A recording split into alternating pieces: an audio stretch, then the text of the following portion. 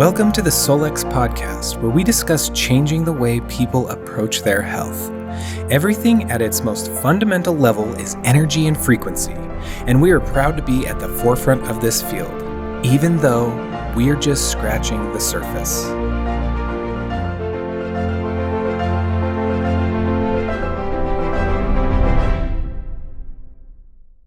Hello, everyone. I am here with Jennifer Nelson Hawks. So glad that you have visited us in the last few days and are taking some time to actually have a really cool conversation. Thank you. It's exciting to be here. Yes. Now Jennifer, I know her here. Not only has she obviously worked in this space for quite a while, but you have a course on Solex University, actually a pretty powerful course that comes with a book that I'm very familiar with. But why don't you share with everybody a little bit about your background, where you came from, what you're doing? Sure. Thank you. I am Jennifer Nelson Hawks. I'm originally from Jackson, Wyoming, and I have been in this industry for 20 plus years. So it sings true to my heart. I opened up a full functional wellness center in 2013. And I recently just sold it in September to do more one-on-one and create more programs like I have in Solex University called Simplify from Head to Toe. Wonderful, wonderful. When you jumped into your wellness center, your full functional wellness center, what was the draw? What was the draw away from mainstream everything into full function? Why is that important? Why was that important to you? Great question. One of the reasons why it was so important is because I believe that sometimes the body needs extra support, that we can't just do it all on our own. So when I say full functional wellness center, it's because I had different modalities like the AO scan in there. I had things like your lymphatic bed that you have here. Yeah. So I have those type of tools that were able to help the body facilitate the actual functionality of where people were breaking down. And then being able to look at what their nutrition was, being able to look at what maybe supplementation they needed, which is something that is not one size fits all. Right. And so it was a place for people to come where they could feel supported. They could feel like they were in a safe space, but knowing that everyone has a unique situation. Yeah, I love that. And it gives you that approach alone of everyone having a unique situation, and everybody is unique in and of themselves, with the power of being very diverse empowered with tools to give you a broad range of ability. Boy, that must have been very satisfying. Absolutely. And it got to the point where we were so busy that it was taking up too much of my time, really. Yeah. And I wasn't able to provide enough support to everyone. And so what that did is I was able to create group classes. I was able to create little programs like I did through Solex University. Yes. There becomes a stage, I think, in every master's career, right? When I say master, you're mastering a subject, mastering an area, something that you just are super passionate about, that you then you must reach beyond what got you there. And it's passing it on and trying to reach more. And thus, obviously, education is part of that. But I've always found it fascinating. I've said this over and over again. I love to buy books. I love to buy books where somebody has spent a decade, 2 decades, their whole life on this subject.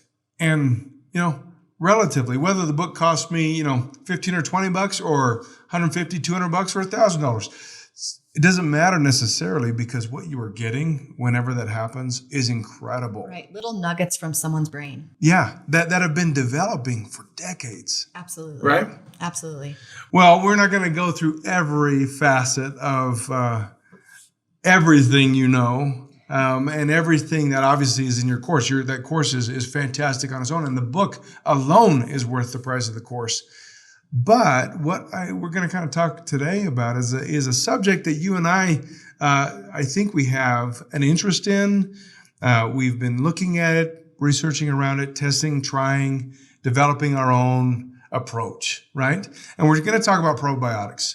Probiotics, the microbiota. Now, to kind of lay the landscape here, we're talking about trillions of microorganisms, right? Absolutely. And not just people think of probiotics and they think of only their gut. Yes. It's all over the body. Everywhere. Exactly. And we're not just talking even just in the GI tract, not just from mouth to intestines, but then we're also talking about nose, eyes, skin. Everything is a part of this. Right? Absolutely. And one of the things that I get asked all the time, and we're going to get into this deeper about, what probiotic works for what people. Right. But sometimes we have to stop and think about the north to south approach. Yeah. Right? Where's the north approach? The north approach is the mouth. Yes. So sometimes it's not even in the gut that we need to be, aware of. Yeah. And exactly right. Because we can do so much good and in the same effect, do so much damage, right? Based on just that avenue alone. Well, yeah. And I think that's because people don't really understand what a probiotic is really all about. I mean, they understand the concept of it. Yeah. But there are billions of different strains of probiotics out there, right? Some of them are supporting your gut. Some of them are supporting your skin. Some of them are supporting your brain. Some of them are supporting your gut. Yes. And when you're looking at that, it's so interesting. And we'll get into this as well. And not to give everything out right here. But this idea of there are billions, of types that can address different areas, and in the same breath, maybe not be so great for another area of the body. That's correct. Yes. Those opportunistic bacteria. Yeah. Oh, I like that. Some of them are creating, the haven, and others of them are creating the havoc. Yes. Yeah. I love that. So as we jump into this, I mean, one of the first things I think we're trying to understand, at least in this foundational level of trillions of microorganisms from skin to eyes to throat to gut, right? We're looking at that and we're saying, okay, what we're trying to, if there is a baseline we're trying to avoid, it is a low diversity of microbiota, or microorganisms in the gut, because that creates an imbalance. Would you agree with that? That's correct. Yes. I was going to ask you. So you're saying that having low diversity is not good, correct? Correct. Yes, I agree with that. Yeah. So one of the things that if we're trying to just generally approach, and there'll be plenty of people who listen to this or watch this that will go, great. Yeah, I've heard about microbiota. I've heard about microorganisms and gut bacteria, and I've heard about probiotics and prebiotics and everything in between. But really, outside of, what P&G is doing to put probiotics on the shelf at Walmart, what do? Do I just grab the box with the highest number of probiotics in it? I mean, there's so many components to this. Yeah. So many components because, there's proprietary blends. There's blends with, CFUs per each line item of different strain. There are ones that sit on the shelf. There are ones that sit in the fridge. Mm-hmm. There are ones that are mixed in with other things. There's food relations. There's so many different things. And then you have to understand, okay, if you're going to take a probiotic, what are you taking with that probiotic? Yeah. Are you trying to create this diversity, but literally in the same mouthful of whatever it is, you're destroying that diversity. You're absolutely killing it. Yeah. It's not even making it to where you think it's going. And in fact, there are even really poorly made probiotics and prebiotics that don't even survive the stomach to get to the environment where you want to create as much diversity as possible as well. I agree with that. And that's because they are live bacteria. Yeah. And live bacteria are not strong enough to sustain high acid. Yeah. And if you have a digestive system that is properly established, you have hydrochloric acid that is at a 2.5 pH. So you put a live probiotic into that hydrochloric acid environment, they're going to die off. Yeah. So unless you have had situations where you have low hydrochloric acid, or you have leaky gut, or you have, stress that has broken down, the diversity of strains of probiotics in your stomach, well, then it's a matter of how long does that stay live, right?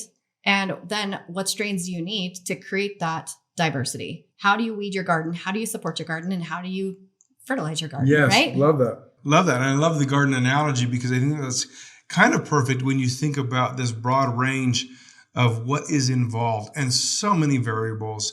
If anybody has tried to unsuccessfully garden, you understand that, boy, it isn't just digging a hole, putting a plant in there, giving it some water every once in a while, and hopefully you get the benefits of it. Well, yeah. And so with my research, right? So owning the supplement or owning the wellness center, I have supplements in there. Yeah. Yep. The proprietary blend of supplements, that is essentially it's a formula. It's a formula at the end of the day that says this is a proprietary formula that has these specific strains. So as long as you take this before the expiration date, we guarantee you that this probiotic will sustain these amount of CFUs. Okay. But if you have line items, so say that particular company runs out of a specific strain or is low on it because of quantity over quality or whatever reason. Yeah. They could supplement, like say there's lactobacillus and there's Saccharomyces boulardii. Mm-hmm. And it's in a proprietary blend of 100 CFUs. Yeah. So it could be 99% of Saccharomyces boulardii and 1% of the other. Yeah. And maybe your body doesn't need Saccharomyces boulardii, right? So you're creating an issue somewhere else in the body when you think you're actually trying to do good. Right. And I think that is often the case, especially in the marketed probiotic approach. When I say marketed, what we'll see on commercials or what we'll see in different advertisements on social media is that they're selling an easy solution, an easy pill, right? Right. To say, oh, just do this, everything's going to be fine. Right. And I do think that there's a time and a place for that. So if someone has been on antibiotics, that's going to wipe everything out. You've got to help the body start. It's a seed. It's that little seed that's going to allow the garden to at least have some diversity in it before you add other things. Because if you go into a stomach that has no hydrochloric acid, that has now leaky gut because of antibiotics, you have a stressful situation, you're not sleeping, you've got all these things happening. Yeah. You might need a little bit of help to start getting the diversity started. Right. And I think you're spot on. We do. There's so many things that can happen throughout our regular day-to-day life that could do massive damage. Like you mentioned, antibiotics alone going to do massive destruction to the environment.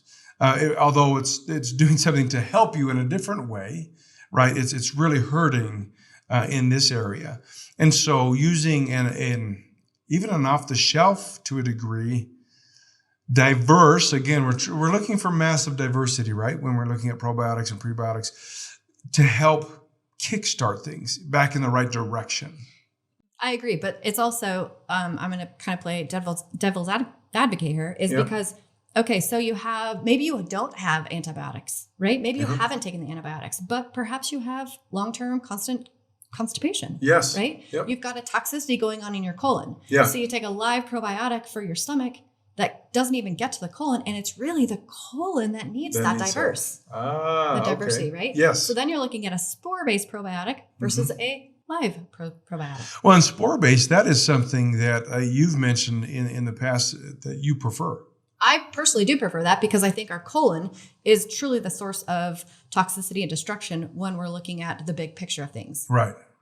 No, I think that's great. And you might, as you think about choosing that or looking into that or where people would find something like that, would you recommend to somebody? Hey, I want to do a spore-based probiotic to support my situation. Did they just go search on the internet, spore-based? I mean, the reality is yes, you can do that. Okay. But you're going to find some trusted resources out there. Okay. So if you don't know what those trusted resources are, find someone that you either work with or that you know that can help guide you in that direction. Yeah. Because, just because it's a spore-based probiotic doesn't mean that it doesn't have different strains as well. Yes. Right? So we're back to what strain do you need? Yes. Yeah. Right? Yeah. Yeah, and I mean, I used to be the off-the-shelf probiotic, and probably 2 decades ago, I was interested, and I just looked for a bigger number, right? Which I think a lot of us have in the past. And then as my education's broadened in this area in particular, I look for those things that it might be a slower play, but that feed a natural reaction to the body's own ability to balance out the diversity it wants. I mean, that's a long way to say that. And so my approach then is I'm looking at the fermented solutions, those fermented foods that help create the diversity. For me, it's like the sauerkraut, the kimchi, the kombucha, it's all K's, the kefir, I'm looking for these solutions because of that fermented situation. And we can talk about that in a little bit as well, about the benefits of other foods that help ferment in the body and what that does as, if anything, reduce inflammation. I agree with that. The only reason why I hesitate with jumping on board with that is because sometimes people don't have, let's go back to the hydrochloric acid again, right? If you don't have the right chemical component going on in your stomach and you put kimchi in there or you put sauerkraut, you're going to bloat. Right. It's going to off gas. Yeah. And then as you're creating this diversity, but now you feel uncomfortable. Right. So I'm not suggesting that probiotics are the only approach. I think looking at a combination of both is probably the most important. Well, and I think that, going back to the garden scenario, right? You don't just treat your garden with water. You don't just treat your garden with sun. You treat your garden with other nutrients. And then the question is, it also depends on the diversity you want in your garden, right? Absolutely. And, if someone has a long history of, different health ailments that they need to be supported, like there are stool tests out there. Yeah. There are stool tests out there that will tell you exactly what good bacteria you have, what opportunistic bacteria is overgrown, if you've got H. pylori, if you've got parasites. Yes. Like there are tests out there that will show what you actually need. But if you're just going to the supermarket or going to a health food store or whatever that is, you kind of got to know what's going on to know what approach to take. Yeah. And I think that's where you have a very, it sounds to me like a very good, more surgical approach, where I'm lazy. And so my approach is more, just feed the body and the body will take care of itself, right? To a degree, and I understand that it's probably a bit oversimplified, but let me even make the point before people, if they wanted to go a route that I like, and to your point, mixing them is probably better than not mixing them. But like sauerkraut, for example, you don't want to do the shelved, non-refrigerated sauerkraut. You want to do the refrigerated. The shelved has gone through a pasteurization process, and you've basically killed all of the benefits that you're trying to use in that. When you're looking for these, you're looking for something that is as close to its live environment as it can be, right? Correct. And then I think that if we're going to talk about that direction, then you're going to be looking at, the fruits and vegetables alongside of that are going to create the prebiotic aspect that are going to help with creating the supercharge for the probiotics that you've got going on. And it really comes down to diversity. And that's not just diversity with probiotics, but it's diversity with food. So the people that constantly eat the same thing every single day are going to have less diversity. Yeah. The people that are traveling the world or traveling state to state or willing to try different foods are going to have more diversity in their stomach. Yeah, that's fascinating because and there's always, it's so interesting because there's always a different argument, right? People, some, weight loss experts or nutritionists might say, and I'm in your camp with this one, when you eat the same things, for the same meals in a day, your body assimilates to that. It begins to be able to metabolically break down that faster, easier, right? Because it's used to it. It's lazy, right? But giving the diversity to the body actually allows it to function and flourish in different ways. And I think that's spot on. The supporting food around it. So like for me, it was always, I'm a big fan of fiber. Always, whether it's coming through, the vegetables or whether it's even supplement, right? In fact, like I'll take our X product probably once every 2 to 3 months, just as a normal practice of trying to feed things the right way and bring things back into balance. And for me, that's always the goal, is I'm trying to just figure out how to get not to force the body to do anything, but to help the body achieve what it naturally does. And that is, it wants to be in balance. The body wants to achieve a balance. It's just sometimes I do things to it that make it so out of balance it needs a little bit more help or a little bit longer runway. Yeah, we're all guilty of that. Right? We either don't get enough sleep. We don't drink enough water. Right. We don't move our body enough. Yeah. Right? Yeah. And all of those actually are going to have an impact. And nobody's going to, you might have one perfect day, right? but you're certainly... We try. We try, but we're not likely going to have 2 in a row, right? Just because that's life. Those things happen.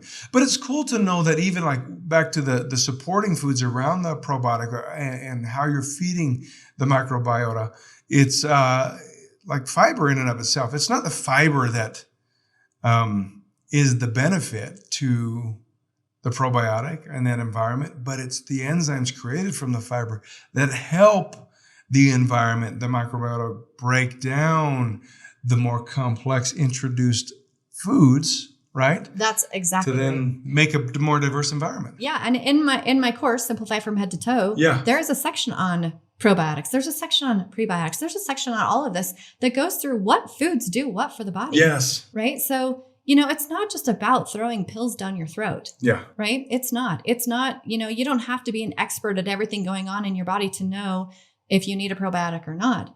But I think if you just take one step forward to trying, one step forward to like bettering your human body, you're one step closer to being healthy. Yeah.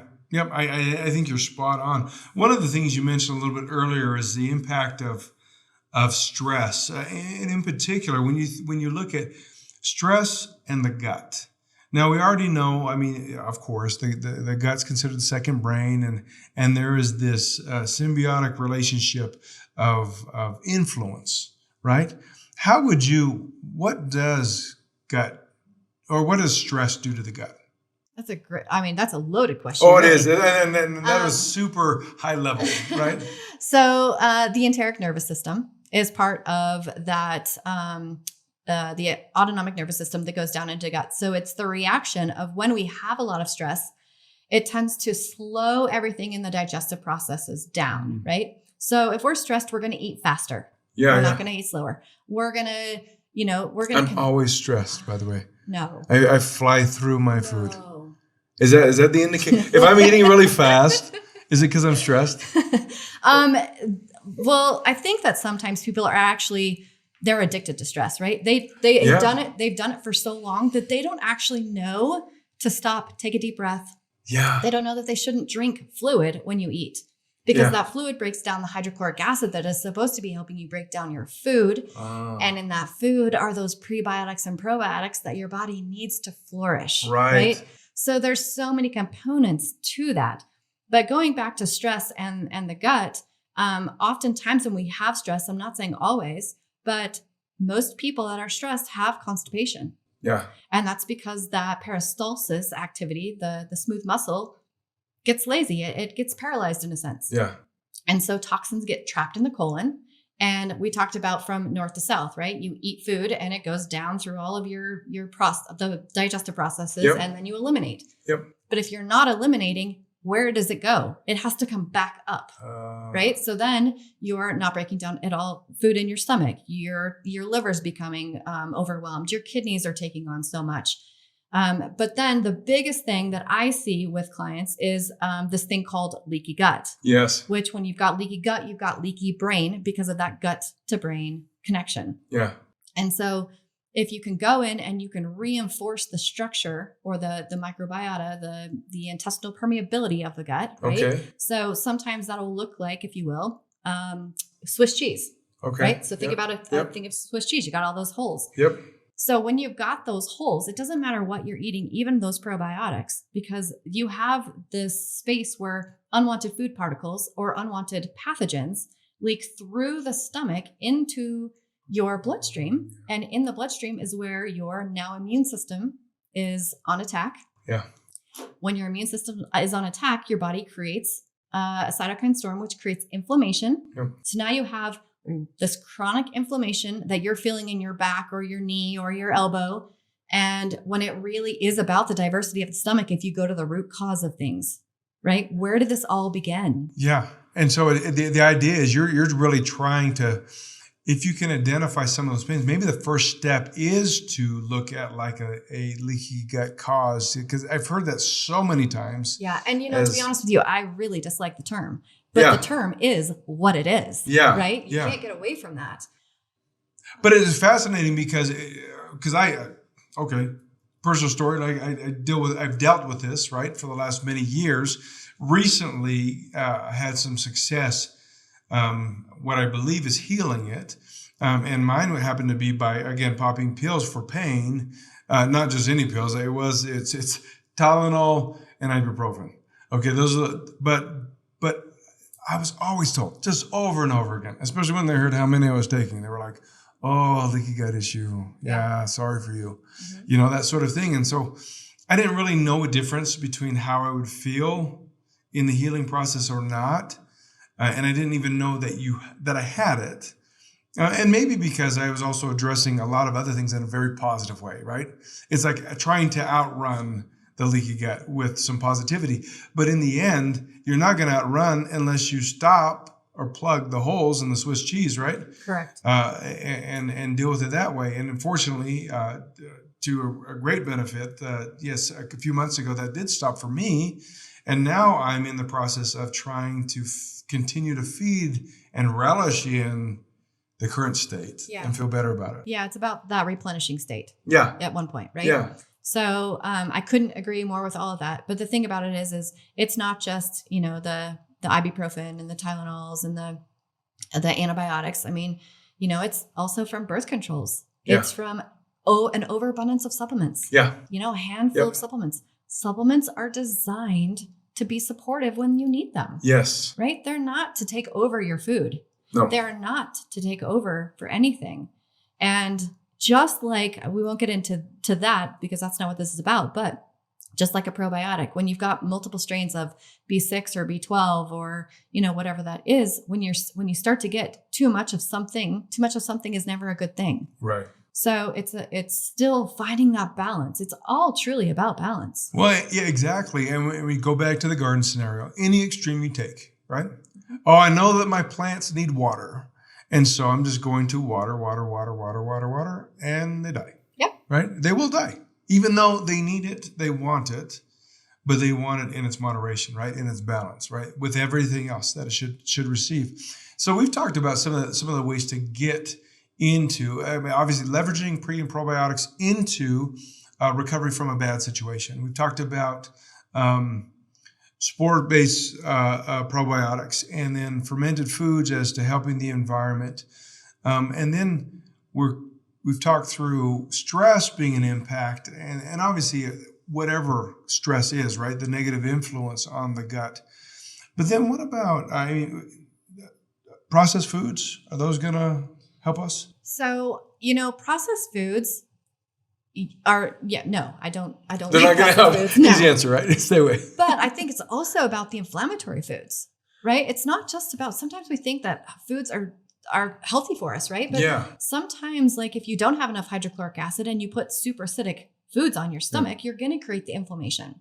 I like that. And I think that's a perfect answer, because when you look at avoiding processed foods, one of the things that processed foods do is they aren't necessarily, may not be the direct impact to inflammation, but one of the things is they may also be an indirect pathway to inflammation, right? They're going to disrupt the mucus layer in the GI tract. And because they're disrupting that, the process of the GI tract to take care of things actually gets overfilled or doesn't utilize what is being given. Right. It doesn't know. Is it supposed to break down protein? Is it supposed to break down the carbohydrates? Is it supposed to break down the fats? What is your body supposed to be doing? And if you give it too much information, it doesn't do anything. Yes, it's exactly right. And so then the inverse of that is, if you stay away from the process and go to the non-processed foods, there is actually a lowering of inflammation because of the process of breaking it down. In and of itself, the non-processed food actually ferments in its breakdown. And that fermenting process actually has been tied to a reduction in inflammation. Correct. Right? Correct. Yes. And I think it's also just knowing though, again, it's back to what strains do you have? Yeah. Right. So if you are someone that is gluten sensitive and you eat gluten, gluten is going to create that inflammation, whereas other people aren't. Yeah. Right. So that gluten actually, it's fine for them. It doesn't matter. It's not an inflammatory food. What would you say? Like I'm listening to this and I'm like, yeah, okay, I want to take step one, right? Step one. I think in my true opinion, step one is first and foremost, look at your refined sugar. Good. I mean, It's not even about the probiotic at that point. If you're looking at truly step one, look at how much sugar you're consuming on a daily basis. And you're trying to cut that back. Yes, because that is what's feeding the good, bad, and the ugly. Yes, everything. Right? So until you remove that, there's no point to even attempt the future aspect of whether you need a store-bought live probiotic, a spore-based probiotic. Because if you're going to continue, what doesn't change will never change. Right. You got to make changes. And if we're looking for the number one change, I would say, look at that first. I like that. I think that's wonderful. I think we all need that to some degree. I mean, some listening are the type of people that, give me the 72-step list of things I need to do in what order, and I'll do it. And that's great for those personalities. And I love those personalities because they can just drive to that end. But I think that's not as common as, I'm totally overwhelmed. I don't know what to do. I'm going to go out and buy everything, and I'm not going to know what order to start in. The simplicity of saying, hey, listen, just let's reduce some refined sugars right now. Today, let's do that. Right? Absolutely. And tomorrow we can look at some more, and then we can look at adding the right source of benefit to our body, or removing something else that's causing, removing some processed food, or maybe adding a little bit of fiber, or whatever it might be, right? Right. So, I mean, I'll just go to the basic questions I ask someone. Yeah. Right? Are you going to the bathroom? Okay. Are you constipated? Do you have diarrhea? Because that's going to tell me a lot. A lot. Right? The second one is, do you belch or do you bloat after you eat? That's going to tell me another piece. Interesting. Right? How much water are you getting in a day? Yeah. So those are just very, very simple little questions, but it tells me a lot about where do I start with someone? Yeah. Perhaps it's not even a probiotic. Perhaps it is a probiotic. Yeah. But if someone is not eliminating, before we look at a probiotic, we got to remove the refined sugar and we have to get their colon moving. Yes. Because they're toxic. Yes, because we got to get the toxins pulled out so that we can start to work on the environment. Yeah. And then you just kind of move down that chain of events of what's next. Okay. I've cut down my refined sugar. My colon is fine. I'm drinking enough water. Okay. Now let's talk about what maybe it's food. Maybe it is, some sauerkraut. I love sauerkraut, but if I eat too much sauerkraut, I get bloated. Yeah. No, and I think that goes to the balancing and listening to your body approach, which I think in the end is really what we always want to do. As we get more educated, we learn a little bit more. Now, of course, like the AO scan technology does a great job in helping us listen to our body, right? It guides us to that. Absolutely. And if you just take a snapshot, like you don't have to dive into each individual line item, but you take a quick snapshot of, number one, what's your colon doing? Number two, what's your hydrochloric acid doing? What foods are showing as 1s and 2s? Yeah. Or 8s and 9s for that matter. Yeah. Like, did you eat those? If you did, I tell people all the time to do the Coca Pulse test. Okay. What's that? So Coca Pulse test is where you have a watch, a 60-second hand. Yep. You consume a piece of food. You can either hold it in your mouth for 30 seconds and spit it out, or you can digest it. Yeah. And then within 1 minute of that, you're gonna see what the 60 seconds is. If your heartbeat is, because you're gonna do your heartbeat. I should really start over with that one. But within 60 seconds, if your heartbeat is 6 beats or more higher than it was when you very first started, you have an inflammatory reaction happening. No kidding. Okay, so let me make sure I can do this as I walk away. So I'm going to take whatever food, hold it in my mouth for 30 seconds, either spit it out or swallow it. If I swallow it, I hold it. I wait a minute. Either way, you're gonna. For it doesn't matter. Either way, it doesn't matter. A minute later, I'm going to. So I have to have measured my heart rate at the beginning, and then I'm going to measure my heart rate 1 minute later. Correct. If I'm 6 beats or more higher, unless it's something I really love, like ice cream or a pie, then I'm gonna. Then just don't do it. Because I'm just gonna be happy anyways, right? My heart rate is gonna be up because I'm excited to eat the rest of this food, right? Outside of those things, I'm gonna take the 6 beat higher measurement and say, okay, body doesn't necessarily love that inflammatory response. That's correct. Yep. Okay. And if you want the most accurate, you're going to do it. The most accurate on the, that's a fast way to do it, is to consume one thing. So a piece of gluten bread, right? Okay. Only eat that. Only eat that one piece of gluten bread. So you're going to do the same thing. You're going to do your pulse for a total of 60 seconds. Okay. You're going to eat that piece of bread. You're going to wait for 45 minutes and you're going to do the same thing. You're going to take your pulse again. Okay. And the same thing. It's the 6 seconds or 6 beats per minute higher or more. Right. The reality is though, it's the most accurate. So sometimes you said that excitability, right? Yeah. You have other influences that are happening that could create you to spike your heart rate really quick. Right. So that 45 minute is the most accurate way to do it. Yeah. But it's one food. One food. And don't go running in between and don't go walking around. No, stay still, stay seated. Really need to keep relax. relaxed. Yeah. Stay in So the I say, if it's popcorn, right? Yeah. Just have a handful of popcorn. Yeah, I love popcorn. Then, you could do it and see what happens 45 minutes later. I like the 45-minute one just because it is the most accurate. You only have to do it once. There's so many, like I said, there's so many influences in that 30 seconds, but it can happen. Yeah. Like you can still see pretty quickly, like, oh gosh, my heart rate just went up and I was not expecting that. Yes. Yeah. But nobody pays attention to that because it's so subtle. Nobody's thinking heart rate when it comes to what foods I should eat. Right. Nobody's thinking that. So subtle. That's fascinating. Well, and speaking of that, environment, one of the things when we talk about environment is the danger of over-sanitizing our environments. And I'll tell my wife about this because, we might not want to do so much cleaning, right? Is that what that means? So yes, I agree with that, and I don't agree with Good. that. I didn't think you would totally agree with that. I think that the environment that we're around, we don't want it completely sanitary. Yeah. But as far as like the food that we're consuming, we can't be naive. We can't be naive against pathogens. Yeah. Pathogens are on everything, right? There's pesticides, there's herbicides, there's all the things that do break down our digestive processes when we consume it if it's not washed. Yeah. So I think that there's this fine balance of at least making sure that your food is washed. But as far as like making sure that every single countertop and every single thing is sanitized, sterile.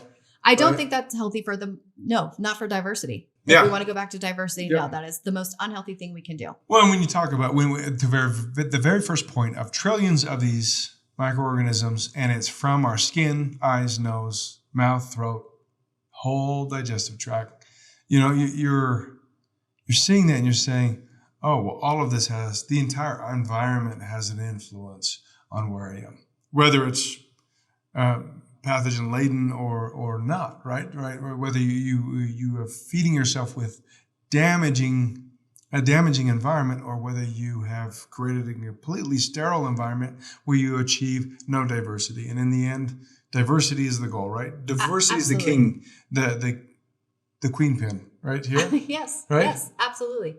Right. Absolutely. And how you get there is how you get there, right? Yeah. Everybody's going to be a little different. You know what? I love the scenario. It doesn't matter where you are. I've heard the idea, somebody taught this a while back.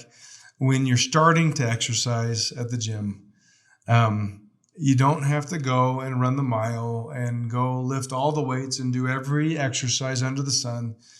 Sometimes it's enough just to set the alarm clock, get up, put on your exercise gear, drive to the gym, and sit in the parking lot. It's the intention. It's the intention. And you do that enough, eventually you don't stay in the car in the parking lot and drive home. You actually get out of the car, you go to the gym, and you do your first thing. It doesn't have to be all at once. It can be step by step. And so there have been several things, I think, today that we've talked about of approaches, right? Absolutely. Yes. Yeah. And slow. right? Yeah. The lowest hanging fruit. What works for you? Yeah. What works for you in your day? Yeah. And to your recommendation, if you're going to start with something, what's your put on your shoes, show up in the parking lot? Maybe take out that candy bar today, right? Absolutely. Take out the refined sugar. Absolutely. Try to reduce that. Or even just look at just be aware. Yeah. Maybe you're not taking it out today, but maybe you're just starting to read the labels and understanding what the added sugar adds up to. I love that. There's so much expertise. Jennifer, I think that you should really do another course or 10 for us so that we could learn more about how to figure out how to see what is in our lives, what we can do to really leverage our environment and our situation to better health. And like you did with your functional medicine practice, was to give people more solutions to their situation rather than limiting them. I think broadening that approach is so valuable. Yeah, thank you. Well, you will be seeing more of me. So Okay. I've got a course coming out, mini course coming out called Cultivate Calmness. Okay. So that is coming. Again, I do have my Simplify from Head to Toe, which is kind of my little baby. Yeah, And then it comes with that book. That book is so impressive. The book literally helps you simplify from head to toe. Yeah. You don't have to know it all. Yeah. You don't. So if you literally go page by page, or you want to just look something up, you can go to the probiotics section and you can see what Saccharomyces boulardii does. Yeah. You can see what Acidophilus does. Yeah. You can see what Lactobacillus does. Yeah. So that book is just powerful to be able essentially as a little health Bible, really. Yeah. Because it's really showing us what's going on inside of our body or what tools we can use to be able to support ourselves. Yeah. I love doing this, and thank you. Well, thank you. Well, cheers to you on your journey of teaching and broadening and helping so many after decades and decades of research and practice, now putting that for the masses to consume and be made available to them is wonderful. Thanks for being with me today. Thank you.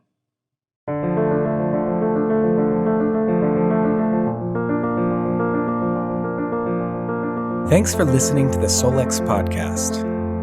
These statements have not been evaluated by the Food and Drug Administration, and the AOScan mobile device is not a medical device and does not diagnose, treat, or cure any disease.